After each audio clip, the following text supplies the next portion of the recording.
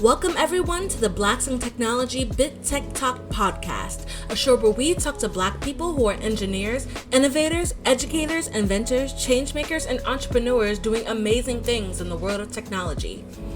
The Bit Tech Talk podcast is where they show how they are stomping the divide by sharing their stories, experiences, ideas, knowledge, and perspective on tech with the Bit community. Welcome everyone to the Bit Tech Talk podcast. I'm your host, Greg Greenlee. I am the founder of the Blacks in Technology organization. And tonight we have on our podcast as a guest, Andrea Parker. Andrea is a marketing project manager at Cisco Systems in Morrisville, North Carolina. She also serves as co-president of the Connected Black Professionals Network at Cisco, and she's a member of the Blacks in Technology RDU Executive Board.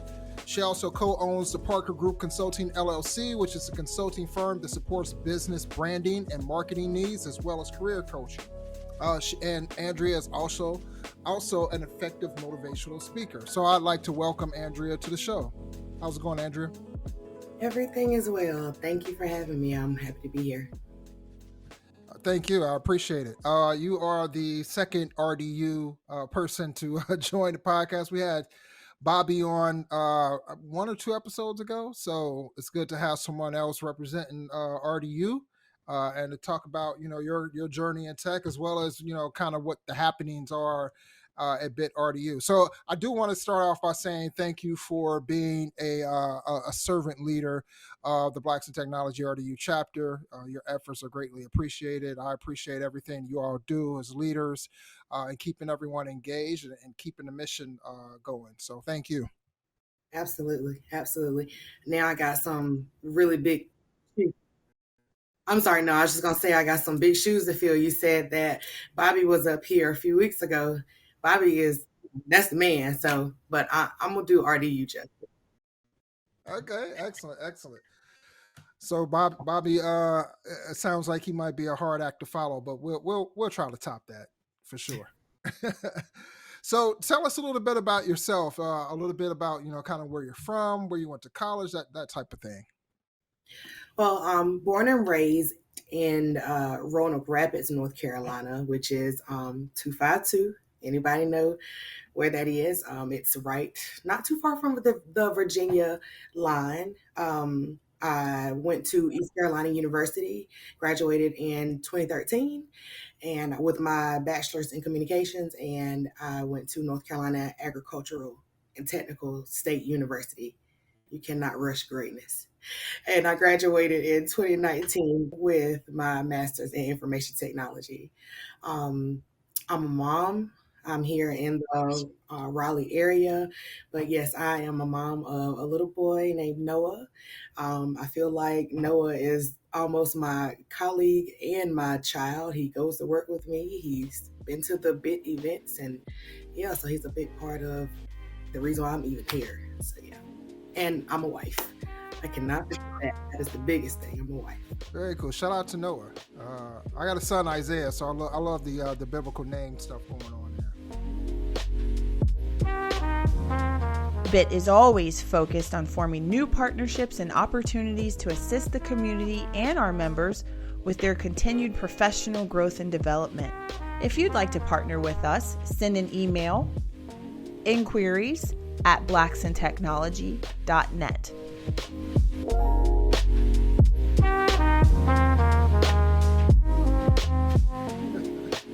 Absolutely. So tell us a little bit about. You say you went to North Carolina A&T, which is an HBCU, if I'm not mistaken, correct? Absolutely, yes. All right.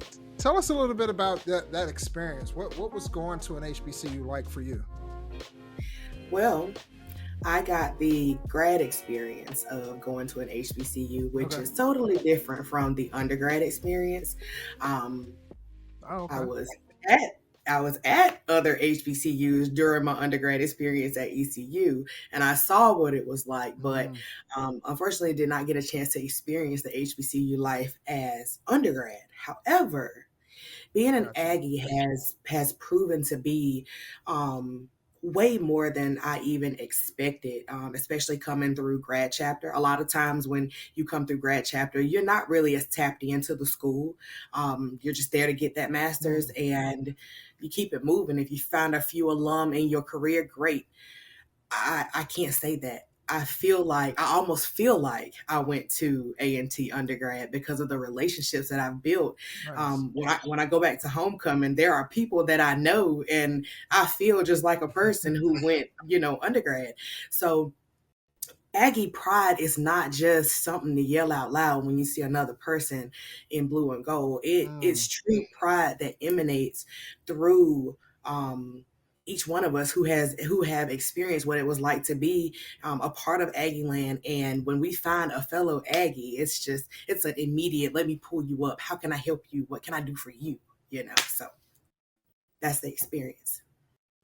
Excellent. That's good to know. I've got young kids, and I know, hopefully, anyhow, they take the college route and go through that experience.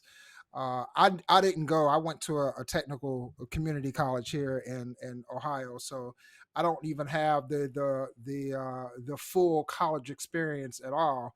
But it's nice to hear, kind of like what that experience is like for other people, because I definitely like to steer them in that direction for sure. Let me ask you, what you got your bachelor's in communications, but then you decided to pursue a degree in IT. Like, what drove you towards technology?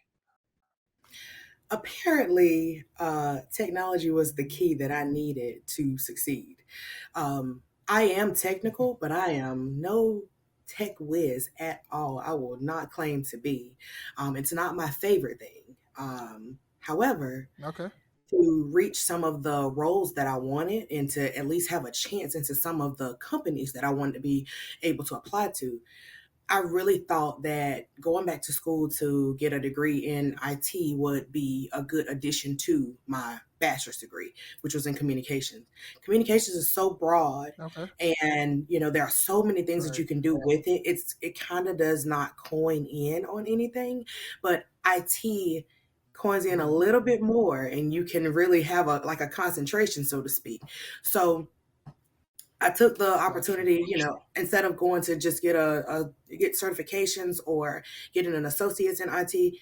Hey, go to grad school and then have that collaboration of your IT degree with that communications degree, and let's try it again. Let's try it again. So that's what drove me into IT. It would have been computer science if I could have gotten into that program, but anything technical Mm, when I was trying to get into these companies, that was the key.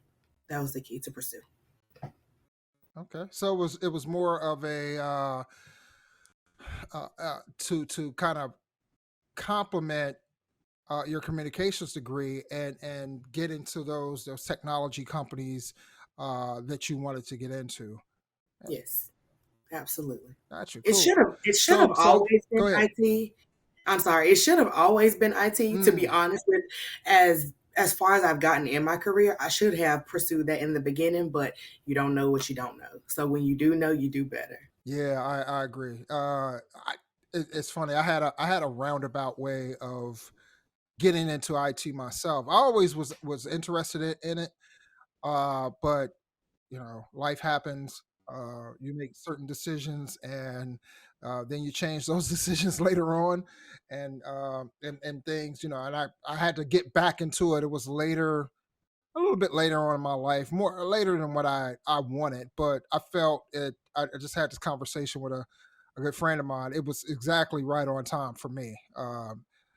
Yeah, because I probably wasn't mature enough to handle not the work or anything like that, but like, when you start in IT and you start working your way up, like the money, and that's a huge reason uh, why Blacks in Technology exists. It's to get more Black people into tech, but it's to also, kind of push them forward along the financial spectrum, right? Like it allows you to be able to generate this type of income and money that you can put into other things that you can slowly start to build some generational wealth from.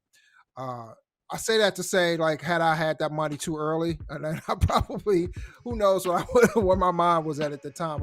It was right on time for me to have what I have. I guess is what I'm trying to say. What's up, everyone? We hope that you're enjoying this episode of the Blacks in Technology Big Tech Talk podcast. Do you or someone you know have a dope story that they want to share with our Bit audience?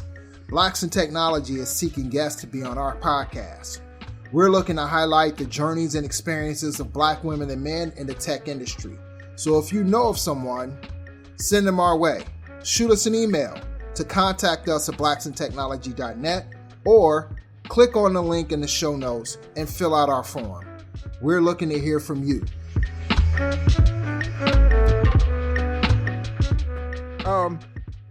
So you're on this pursuit of technology.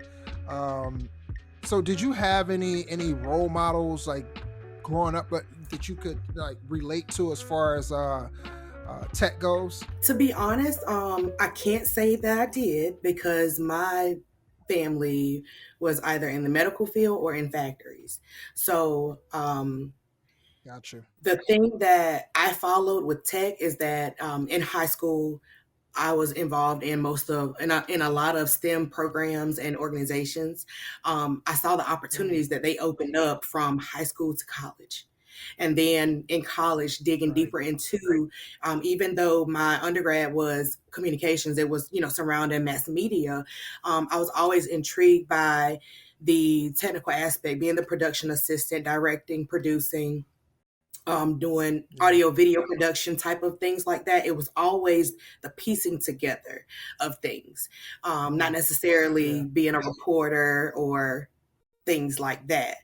The technical aspect has always been an interest of mine, even in mass media and communications. And it was just an automatic. It was an automatic from, I graduated with that degree, but I never really got a good job with communications. And so I was drawing blood in a laboratory for about 5 years. And I'm like, this is not me. This is not my life. And it was like, what do you like to do? I like marketing and events and things on the communication side, but I'd always had that knack for tech. Nice.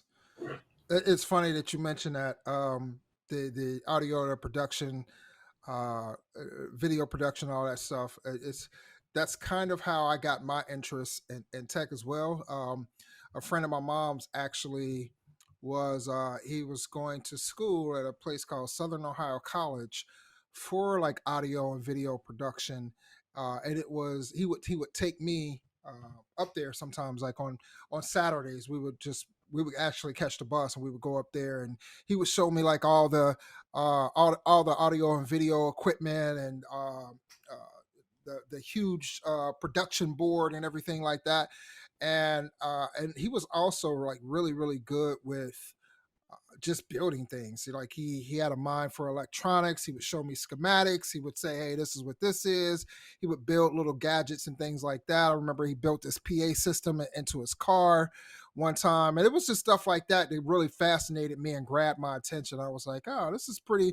Not only that, like back then when like I don't think I knew any other Black people who had that level of technical acumen that he had. And that really drew me to him as well, and drew me to the industry, was seeing that and seeing a Black man as intelligent as he was, doing some of the things that he was doing, kind of running the show, with the audio and video production, because he actually utilized that to do audio and video production for some local businesses. Like he'll do like video for the church, a local church, and things like that. He video their Sunday sermon, things like that, and he would bring me along to those as well, and have me help him set up and all that. I just thought it was fascinating. So it's funny that you kind of had that same route. Let's talk about Cisco. It's a huge company, very huge company. I actually used to be Cisco certified back in the day. But tell everyone who might not know about Cisco, who Cisco is and what you do for them. So, Cisco for me has proven to be the ideal technical company that it promised it would be when I was external. When I was on the outside trying my best to get in. I remember reading Cisco said, "Be you here." Since I have been there, I've been there for about 3.5 years. June will be 3.5 years. And I have been myself in every aspect of my life at Cisco through tragedy, opportunity. I mean, if I did have pink hair and was tatted from my neck down, I would still be acceptable at Cisco. Cisco takes Nice. pride. Absolutely. Cisco takes pride in diversity and allowing us to express ourselves. It's having that comfortability sometimes allows you to be the best person in sales to your customer. You get to open up. You don't have to put on this personality. You get to be the very best parts of yourself so that you can give the best parts of yourself. Then I realized, well, I came to find out what inclusive communities were, or what most people know them as are. Okay. And I found the Connected Black Professional Space. And I came in during a pandemic. So a lot of people, we weren't going to the office. And so you're at this big company. And I always heard people talk about how they would walk through the halls at times, and when they see somebody that look like them, it's like, oh, it's somebody that looks like me. And so not even being able to walk through the halls and see people that look like me, it's like, how in the world am I going to get acclimated at this big company and find my people? And so there was CBP. And I was added to the room, our WebEx space, by a colleague who was actually a good friend of mine we'd known each other since the 6th grade. And she worked at Cisco. She added me to the space, and everybody just gave a big round of welcome of, I'm glad you're here, XYZ. Time went on. I saw that there were roles open to take a role of leadership on the e-board for the RDU chapter, and I raised my hand. Okay. I raised my hand to be a part of the communications and events pillar. Interviewed for it, pretty much got the role, and then I saw that there was an opportunity for a co-lead for the chapter, and in my mind, I'm like, you're not ready for that. You're not. So just do communications. But when I spoke to that same friend who I'd known since the 6th grade, she was at the time that co-lead. She said, girl, do the co-lead role. That is you. That is totally you. You can handle it. And I think that you could probably turn it around because the pandemic had really brought everything down. And it was the best decision that I could have made. Being a part of that inclusive community is how I met Bobby, and how I'm even a part of BIT now. That community has allowed me to meet different, have been to be a part of different projects. 2-3 weeks ago, I was at Howard University with our social justice impact office, and I met the cast of A Different World because of a project that Cisco is sponsoring with the cast of A Different World. Well, it's called the Hillman Takeover. It's A Different World HBCU college tour. So CBP is an entity of Cisco. It is the biggest entity for me of Cisco, but even outside of that, even in my day job, I get a chance to really work with some amazing people and make amazing connections with other companies that are aligned to Cisco. And it's full circle. I always said I wanted to work there, and I am. And I think I'm doing really good there. Excellent. Thank you for the history around that. That's pretty cool too that you got to meet the cast of A Different World. My daughter, her middle name is actually named after Cree Summers, who was Freddie. Yeah.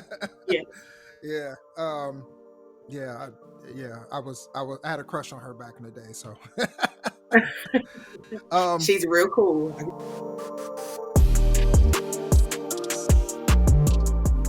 Do you have a product or service that you would like to share with the BIT audience? Or maybe you'd like to support the BIT community and do your part in helping us with stomping the divide. Start by sponsoring one of our podcasts.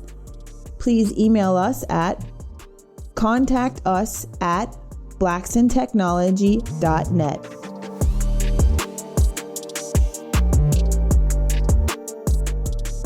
Tell us a little bit about, kind of what you do there as a project manager. So I'm a marketing project manager in our HR organization, which we call People and Communities. We try to keep it as not corporate sounding as possible. I support projects in our benefits space and our compensation space. Any of the SharePoint sites that need refreshes from one fiscal year to the next, I work along with the stakeholders to get that done. Our benefits program, there are so many benefits, and this happened to a lot of people at their companies. We have so many benefits that we pay for every month, and we hardly use them. Most of the time, we're concerned about medical and 401k. Well, what about tuition reimbursement? What about employee resources like, therapy for things like when tragedy happens? It's so many different benefits that you have at your company, and people are not aware. And so part of my job is to work along with our benefits team to put those communications out there for our employees to know what they're paying for. We have money coaching. We have career coaching. It's so many, and we're paying for this, and a lot of people do not use it. So it is my job to be able to pull those things out along with my stakeholders in that benefit space and find a way to educate our employees so that they will stay abreast and utilize what they're paying for. Gotcha. So what I like about your journey is that you are melding these two, which can sometimes seem like disparate worlds, right? Like the tech world, and you're melding that with your communications degree and being a project. Because a lot of people, I shouldn't even say a lot of people, there are some people out there that might get the idea that, working at a tech company is not for me because I'm not an engineer, or I'm not a web developer or anything like that. And it's good to hear stories of people who are doing things outside of engineering, and they're still making a big difference within the tech companies that they work for. So anybody who's watching, like if you have other interests, and you think that you may or may not be a person that can work at a tech company, think again. There's so many different avenues within a company and within tech companies that you can pursue in order to kind of work within the realm of tech. So don't limit yourself thinking that you just have to be an engineer, because that's not true at all. So yes, thanks for sharing that. absolutely. Let's talk a little bit about the Parker Group. Tell us what the Parker Group is, and tell us what your role in it is. So the Parker Group it's located here in Raleigh, of course. It's led by project managers who have over 10 years of experience in, event management. I hate to say, I hate to say, I will also say life coaching, because that is a lot of what we have been doing, helping people rebrand themselves. If they, had this image before, but they want to pursue this type of career, and people won't let their past life go, finding ways to separate the past from the present and the future. Business marketing as well, branding, event logistics, operations, social media management, all of that are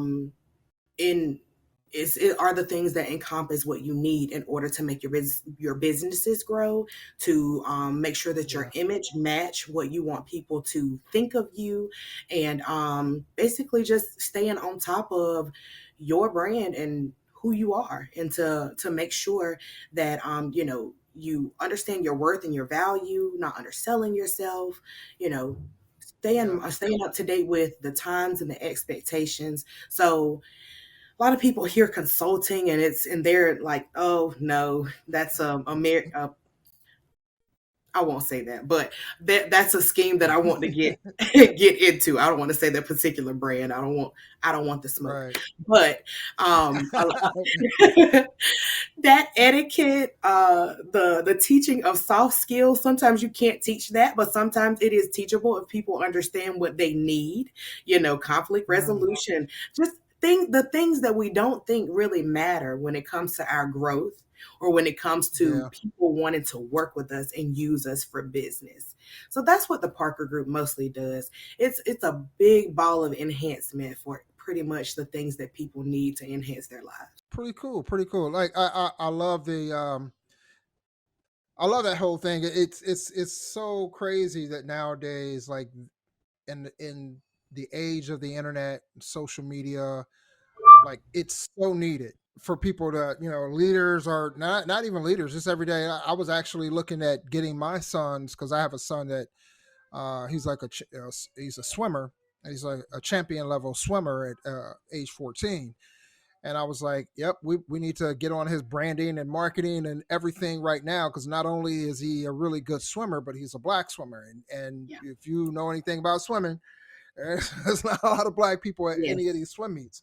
Yes. But I felt like, him being who he is, his personality, he's a handsome young man, like, and the fact that he is really good. Like, I had, like, let's market it, let's brand it, let's go the whole nine, and put you out there. And in the day of NIL deals and all this stuff, it's, he could set himself up, for something great down the line. So um people nowadays, it's much needed. It's much needed. I need some work doing that myself. Hey, let me know. We can do this. So okay, all right. Tell us a little bit about how you first learned about bit. I'm always interested in knowing this, because Dennis Schultz, who's our executive director, he handles like the day-to-day operations of the Blacks and Technology Foundation, which all of our chapters and everything, all our members are underneath. And I'm on the board of that, but I don't always get to interact with a lot of the leaders. For one, he does a lot of that communication, and two, there's so many now. We've grown, fortunately, we've grown to be pretty big, and I don't know everyone. So I always like to hear, like, how'd you hear about, Blacks in Technology? So, two ways. One, I have a good friend who went to church with Bobby, and this was Okay. like last summer. And she said, "I think you need to talk to Bobby McNeil." And I was like, "Who is that?" She was like, "He's the president of this group called Blacks in Technology." So it was on my to-do list to look this person up on Right. LinkedIn and touch base. Well, I did, but Bobby never responded. Bobby never Uh-oh. responded. He didn't leave me on red, but he just never responded. Yeah. Okay. So like I said, that was last summer. About September, October ish, Hmm. a colleague from which pillar? Our professional development pillar at CBP, for the RDU Okay. chapter. She touched base. She pinged me and said, um, I want y'all to meet Bobby McNeil. He's the president of Uh, Blacks in Technology for the RDU area. I think that Cisco, CBP, and BIT could do some great things together. I was like, yeah, that's perfectly fine, because I've been trying to get in touch with him anyway. the universe was So talking. absolutely. So she did a soft introduction for Bobby, myself, and my two colleagues, my two co-leads, Okay. and we ended up on a meeting maybe about 3 weeks later, and we Hmm. talked about the relationship between Cisco and BIT. Okay. I sent Bobby a separate message and I said, I want to talk to you about me and BIT. And Mm. so he said, okay. It's perfectly fine. So we got a quick meeting, maybe like the next day or two. And I basically told him, what I saw about BIT, what I really appreciated, and how I wanted to get involved more in the community outside of Cisco, as BIT touches a whole lot more areas and entities. Yeah. And so usually they would choose people to come to the board that have been more like active in the events and things. I'd never been to any BIT event. I'd never really heard of BIT until it came to my attention. And Yeah. he said, well, we're going to see if we have room. We do have some roles, but we did just fill some on the e-board. But I think this could be a really good relationship to leverage, because we've been trying to leverage this relationship with Cisco. If we could have Cisco sitting right on our board, that's a direct shoe-in. Yeah. And the rest is history. I interviewed with the team. They said they love me. I got a kick out of them at first sight, and I'm here. Like, here we go. And yes, we are using Cisco to the max. Using the building for spaces for events, and it's a beautiful relationship thus far. I just gotta get them to get one of these sponsorship packages, and that's it right there. Yeah. So a lot of people don't know that, I guess, what RDU is in terms of the technology, like that. So is RDU and RTP, are they kind of like one and the same thing? And RTP, Research Triangle Park. Yes. So as you said, RTP is Research Triangle Park. RDU is Raleigh Durham. Right. RTP it's actually in Morrisville, and Raleigh and Durham are on the outside, like Raleigh, Durham, Cary, and Morrisville. And so Cisco is in Morrisville, and then you'll have Lenovo down the street, and you have IBM across the street. And whichever way you go, you're going to go to Raleigh, Durham, or Cary. So RTP is literally like the little triangle that's in the middle of the pizza. It just holds all of it together. That's basically what it is. And then, of course, RDU is the area in which most of the companies reside, either Raleigh or Durham. Got you. And I say, like, people may not know that it's kind of like the Silicon Valley of, like, the East. Would that be a fair assumption? I agree. I mean, you have some super big. It's like Cisco and IBM and Lenovo. Like, those three alone are huge companies. Yes, and we have Apple here too. Oh, okay, I didn't know Apple was there. No, you're definitely the Silicon Valley of the East. Yeah. So let me. What's been the most rewarding part of being part of BIT leadership? Being able to see people who usually don't get a chance to shake hands with a VP, a director. They get to come to these events and actually talk in person, give an informal interview almost. They get a chance to talk to the very people who could hire them for a job. BIT opens up that door for them to be able to make those connections. And then, because usually, you apply for a job and you don't know what else happened. You back in the day, we said, who's the hiring manager? Can I get a phone number, or email, or something? You just apply and you pray to God, like, that's it. But here you get a chance to, now you can meet the person and make that connection, follow on LinkedIn, get an email, send a resume directly. BIT opens the door for that. And I am so appreciative to be a part of an organization that has cut those barriers for us. And then opportunities like what I'm doing right now, being able to speak on panels, being able to speak on this podcast, with something that you mentioned earlier. Just because you're if you want to work at a tech company and you're not technical, that's okay. Do you have transferable skills for the job that you want? hey, it's a tech company, but somebody got to run it. So there's HR, being able to let people know those things and network with people to say, hey, you know what? You don't gotta do it like that. Come over here. I'm gonna show you how to make it a little bit easier for yourself. It's just a beautiful thing. It really is. That's wonderful to hear. The I think that's why, like, and it seems like such a simple mission.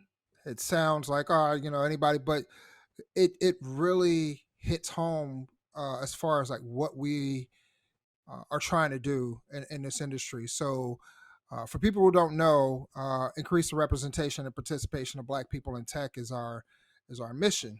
The representation part is huge because I've always felt that in order for us to usher in the next generation, whether or not they're on a path towards tech already or they might not know about opportunities in tech, that representation piece is going to be huge. It's just like you said, people come to these events, they're seeing other Black people in tech, so that's representation. Not only that, they're getting to meet VPs and other executives and meet them in this informal way that allows them to be themselves and not have to, because some interviews can be very formal.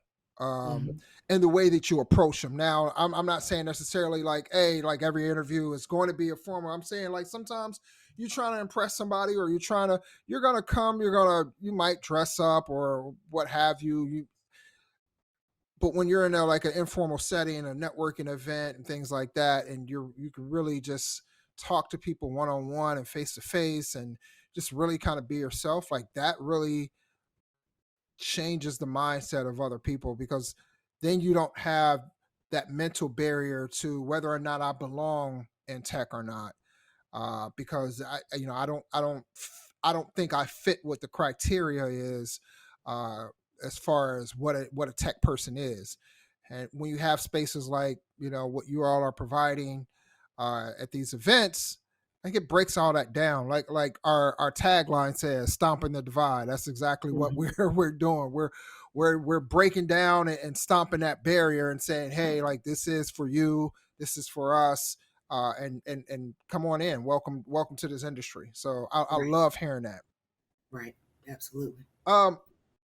And so let's talk a little bit about what drives you as a leader, because you're part of this Connected Black Professionals, Cisco.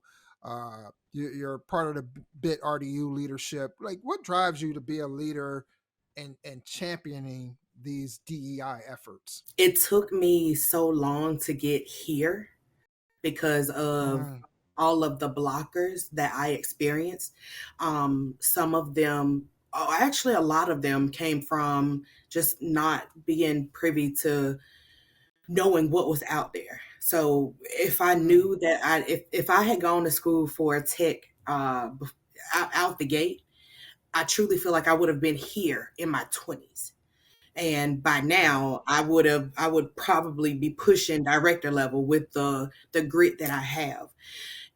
I had to go through a lot of trial and error and figuring this out and what's out there, just not knowing. You cannot help what you don't know. So for anybody that's still feeling like you're not on time, you're behind, if it's because you don't know, you cannot help what you don't know. But you can always ask questions and you can always learn and you can always make a difference in the time that's going to pass anyway. So with that being the case, if now I am at this point, I'm 33. I feel like I'm on track. I'm going somewhere. What I'm doing is working. Doors are opening. But now I see these young people who are coming into Cisco. They're 23, they're 24. And they're making $70,000 and $80,000 straight out of school. And I, for a moment, had to stop feeling a little bit envious because I'm like, man, I wish I had what they have back then. And it's like, no, rearrange that. Help develop them. Now, of course, they've gotten out of school and $80,000 salary at 23 is like, 22, 23 is like, man, yeah, Yeah. I'm rich, especially if you were a broke college student. But Yeah. if it's not applied accordingly and efficiently, if they are not focused on their professional development, and that money ain't gonna last long if you don't have good spending habits. It's not you're gonna start feeling stagnant, and you're gonna be stuck at that 80,000 for the next 7 or 8 years. You want to grow. Yeah. You don't want to stay in that. Enjoy it. Once you reach that goal, enjoy it. But then it's time to keep moving. Let's keep on moving so that you can keep growing up into the better part of yourself. So being these DEI efforts and these roles of leadership allow me to knock over the blocks for others. And that is something that I genuinely love doing. I love being a problem solver. I honestly love it when somebody has said, I've tried everything, and then I can almost do something at the snap of a finger. And it's like, oh my gosh, you really helped me. It's not a matter of gratitude or, I need that pat on the pat on the back or the validation. I truly I genuinely enjoy seeing people succeed and win. Yeah. I have to say I agree with all that. Like it resonates with me so much. Because I feel like that was part of my journey. I felt like I was late getting back into tech, but then once I got in there, it's like you're right on time. You're where you should be, and I felt a need to give back. I saw some of the things that were developing in my life excuse me, developing in my life, and I felt like if there were other people that I can reach, um I'd like to see them win like I feel like I'm winning as Right. well. Right. On top of that, just like the whole community aspect of what bit represents is something that I did not have early in my career, that I felt that if that is something that I can help provide, then I feel that it can make an impact in some way, and we'd be all better off as a community and as an industry later on. So I definitely, and like you said, like there were times where you kind of feel like, man, I wish I would have done this earlier. But like I said, it's a friend of mine had to check me on that recently and say, no, you're right on time, because the maturity that you've experienced over the years, and all the other things, like it sometimes it takes those steps. Some people want to go from here to here, but sometimes those steps in between is what's needed to help mold and shape who you are, and your mindset towards a lot of things. And I think that's exactly what I needed. So everything that you said is right on point. Definitely. Right. Yeah. Um, Thank you. what are some non-tech hobbies that you like to do?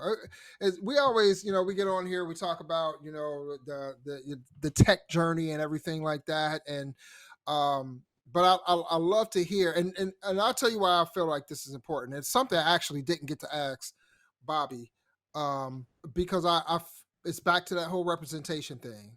Mm-hmm. Because there might be someone that watches this, they might feel like they're on the outside, and then they all of a sudden they may hear, oh, that person's interested in that, so am I, and they may feel like right at home, like, okay, so if they can do it and be in tech, then I can do it and be in tech.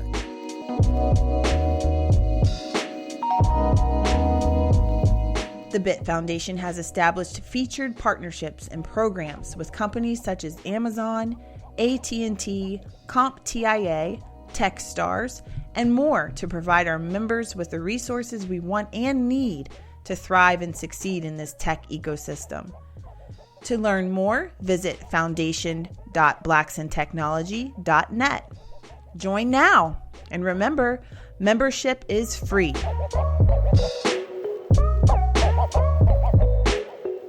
So that's why I like to ask this question. So tell us what non-tech hobbies you like to engage in.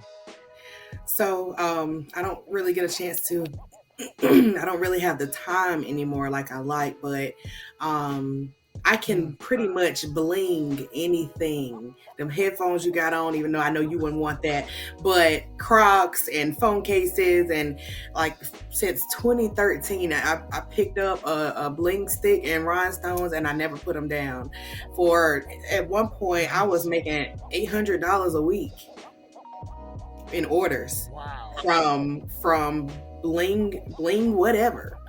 I mean, I got skates and cowboy hats. I bling some stuff in this world. But that and that and I'm a country girl, so whenever I get a chance, if I can go home and hop on somebody's four-wheeler or a fish fry, some spades. Nice. That's me. Okay. A nice ride down the road with the windows down and my moon roof back, and I love Chris Brown. So that's just like the typical spring and summer and fall night on a Friday night, just riding out, just enjoying myself. I'm a girly girl, so I love self-care.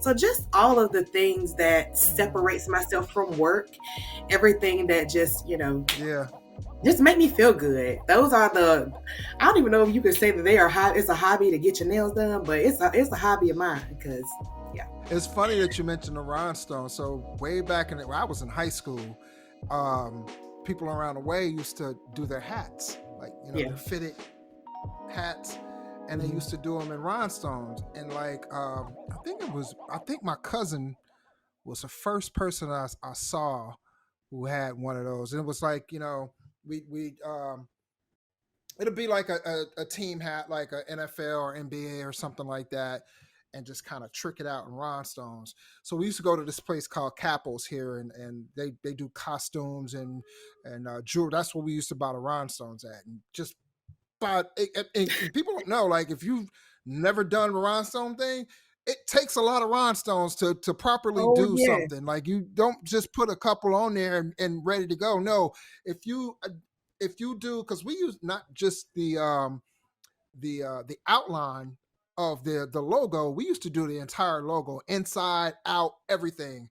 Yeah. Not only does it, you have to be really precise, and you have to, we put that little bit of glue on there, and we had tweezers. We weren't sophisticated, so we had tweezers doing it, and we would get different sizes of rhinestones depending on how large the logo is.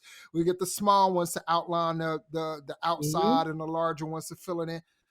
It took a while to do. It's not something that you're I'm gonna knock this out in 15. No, you're talking about a couple hours or more if you really do it the right way. Yeah, so that's funny that you because we used to do that all the time. I had several hats, and my name is Greg, so I had Georgetown University. I had Green Bay Packers hat because I had the G on it, and so I would always do outlines. Yeah. So that's cool. It gives you a chance to like flex your artistic and creative side of things, because they say people in IT and tech, they're creative anyhow. So so that's I agree. That's you have to be, right. If you're problem solving, you're trying to think of creative ways of doing things, and usually those people they have that right and left brain thing going on, the creative side, and the more, I guess, what's the other side considered? I can't think of the word, but it's more of the calculated professional side. The professional side. Yeah, I like that. Yeah, so, and you got to nurture that too, right? Like that's part of it. Like you can't be all the time in this pocket. Sometimes you gotta step out there, and it's funny because that's how ideas. That's how sometimes I solve problems. I'll think about something in my mind, and then I'll go off and do something totally non-related to that, and the problem will pop in my head. So flex that creative side, because it definitely helps. Absolutely. So how can people, if they want to get in contact with you, how can they reach out to you? The best way is LinkedIn. You Okay. can't go wrong. You can't go wrong with LinkedIn. Definitely, Okay. I would say that's the best way because all of my other Mm, social media accounts are private. That is something that's very important. okay. You need to separate your private from your professional. Oh Everything yes. is not meant to be public. You still have to watch the things that you are posting, but everything doesn't have to be Yeah. public because it does affect your image. So my Mm. Facebook, Instagram, Snapchat, I don't even TikTok, but I got a TikTok. All of that is private. You want to reach out to me, Gotcha. you want to find me, LinkedIn. And we'll post your LinkedIn link, profile link in the show notes, so people can reach out to you. And also, if you're in that RDU area, check out Bit RDU chapter. It's I told Bobby this. It's like our model chapter. It's one of our model chapters. You all do such a fantastic Oh, job of engaging the community and really lifting. Like the chapter itself is, you guys do so much. I can't even put it into words. we You all do so do. much on I just won't lie, we do. elevating the Bit brand. Yeah, I came out there one time. It was like maybe I don't know if you were part of it. Maybe a couple years ago in 2022, they had like some function outdoor. They had like a little cookout, and then they did a tour of this facility. But stuff like that, man, getting the community involved and understanding who you are as an organization, and being that open, like it I know it takes a lot of effort outside of the 9 to 5s that you all do, and I greatly appreciate it. It's something that I don't take for granted at all. And like I said, you all are a model chapter, that a lot of our chapters can really take the blueprint from it and apply it to their own chapters. So thank you all again for what you all do there in Raleigh Durham. Thank you for that commendation. We do try our best. Absolutely. Definitely, definitely. So last thing, what are some of the things you all have planned? I know I went over this with Bobby, but it may be, who knows who will listen to this one, and maybe not Bobby. So tell us a little bit about what you all are doing in Bit RDU. Like, what are some of your goals for this year? So of course, we are definitely trying to um, right now, one big thing that we're working on is really weeding out those who are benefiting from bit and those Mm, who may just kind of be hanging around for whatever mm, reason, okay. but not Mm-hmm. necessarily reasons that are building their career. We're trying to, because we want to be as beneficial to our community. When we are supporting Black businesses, we want people who are there to support them, not to just Mm-hmm.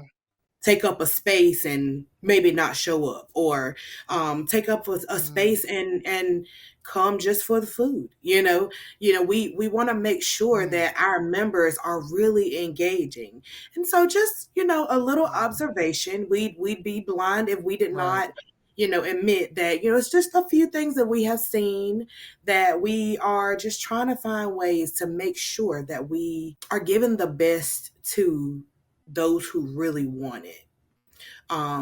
We Gotcha. started our newsletter about 2 months ago. May will be the first. I mean, I'm sorry. May will be the third copy of our bit letter. Mm-hmm. That's what we call it, the bit letter. And Mm-hmm. we're starting something. We started something called Member Spotlight. So each month, we're highlighting a member who is, they're outstanding. They are regular at our events. They support. Mm, They come. They actually network, and really showing that they want to be a part of BIT. we're also being more Right. intentional about trying to be a little bit more intentional about our networking efforts. We'll put people in the same room, and a lot of times they go to the people that they already know. We Right. do events with we'll do events with the Black professional networks at RDU, and we'll have Microsoft and Google and Cisco in the room. And what good does it do to network if you go back to the people that you already know? So we're trying to be more Yeah. intentional about networking activities, like having strategic networking activities that actually force people to start talking to each other, whether that's networking bingo or how many LinkedIn profiles can you screenshot, whoever wins get a prize, type thing like that. So Nice. Yeah. we're just digging deeper into our members and trying to bring more value. Excellent. That's good to hear. And if any of our chapter leaders are listening, you can go ahead and steal some of those ideas and apply it to your chapters as well. Like I said, you all are model chapter, so it doesn't surprise me that you all are finding ways to better engage with the community. So that's very cool. So Andrea, I'd like to thank you again for joining me tonight. It was a pleasure talking to you, talking about your journey, talking about all the things you're doing at BIT RDU. And I wish you nothing but the best in the future. Absolutely. Thank you so much for having me. I enjoyed this. Thank you. And I hope to see you at BitCon this year. Are you going to be there? Oh, I will be there. I will be there. Absolutely. Oh, nice. I'll be there. Nice. Excellent. Well, thanks again, Andrea. We'll talk again. All right. Take care, Greg.